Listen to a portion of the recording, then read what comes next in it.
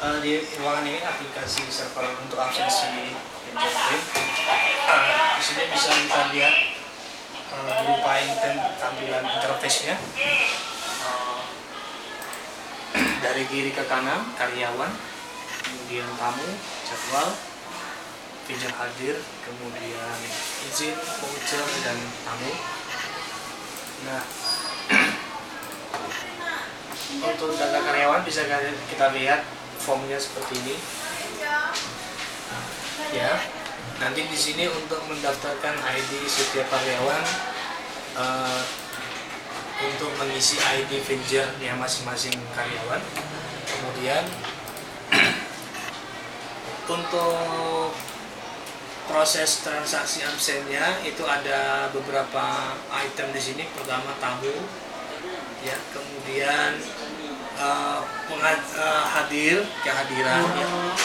Kemudian izin, ya, apabila ada izin karyawan.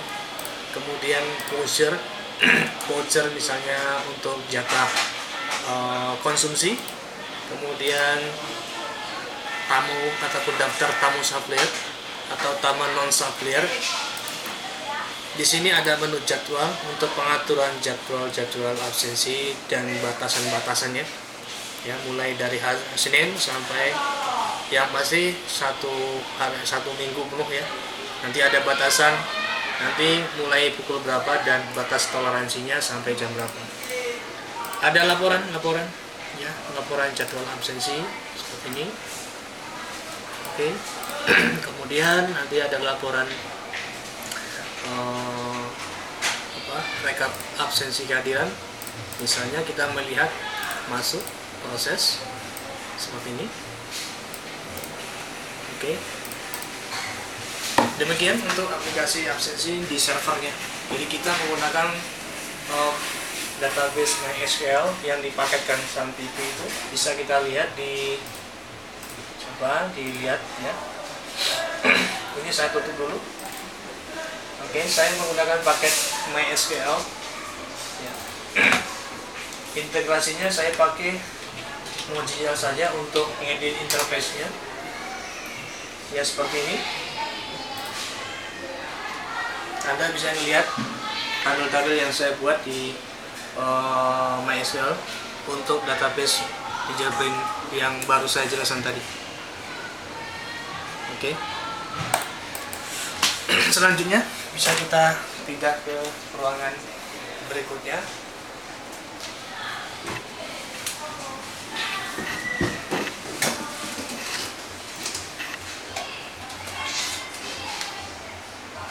Nah, di ruangan ini nanti yang nantinya kita akan buat server pusat, nanti digabung untuk aplikasi keuangan penjualan, kemudian retur BS atau RBS, kemudian aplikasi cash transak, cash bank, kasir, kemudian untuk absensi yang terintegrasi dengan penggajian.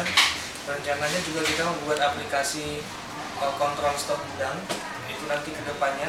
Tapi saat ini jalannya sudah sampai ini, ya, aplikasi point of sale-nya terintegrasi dengan SMS system. Saat ini kita masih menggunakan 2 sisi server, di mana nanti Anda bisa melihat posisinya.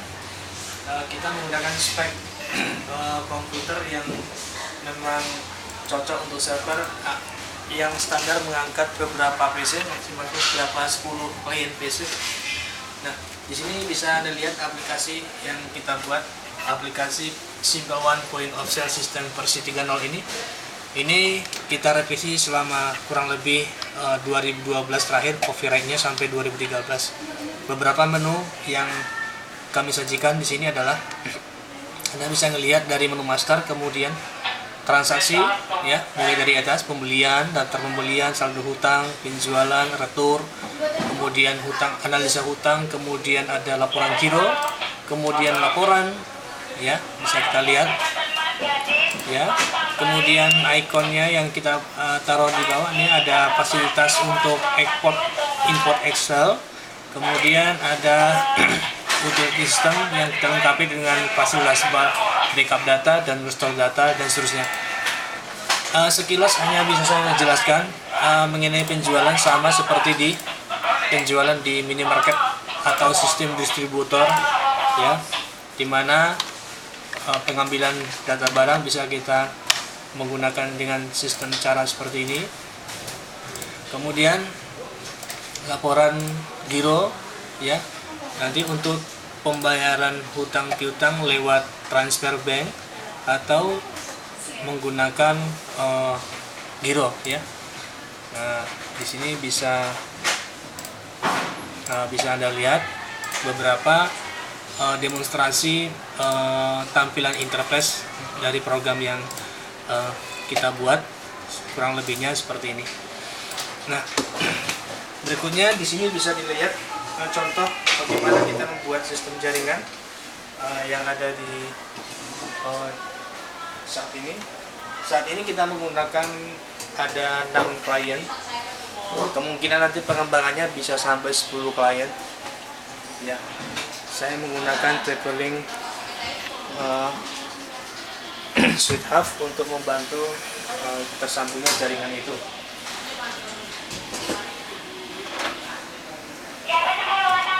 Oke, ini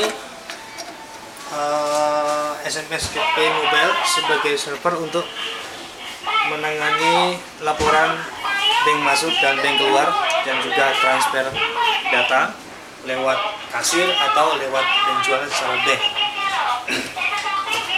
Ini contoh printer yang kita pakai untuk laporan nota penjualan atau terkait dengan untuk pembukuan penjualan secara retail maupun distributor. Yang di sebelah sana bisa kita lihat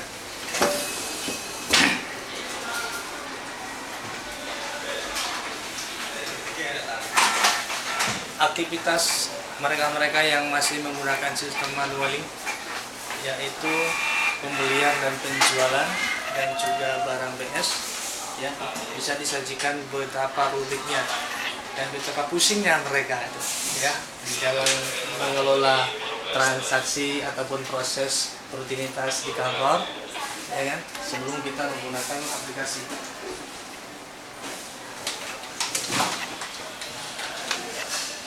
Beberapa kemungkinan yang nanti kita kesulitan adalah ketika kita mencari data-data nota, kemudian perubahan harga, kemudian ada data hutang yang tertunggak segala macam, itu akan kerumitan apabila masih menggunakan sistem manual. Bisa kita lihat di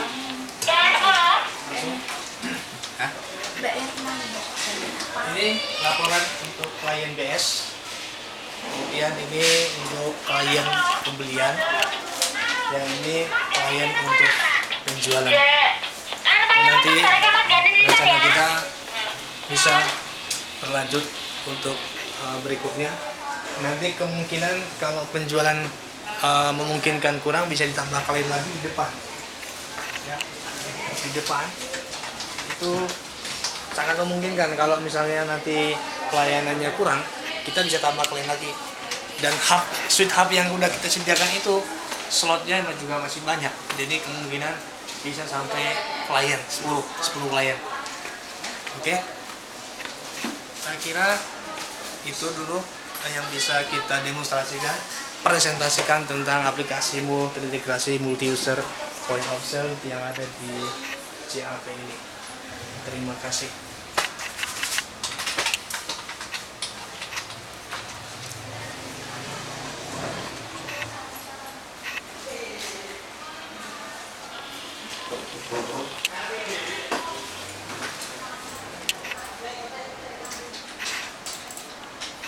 Sudah selesai?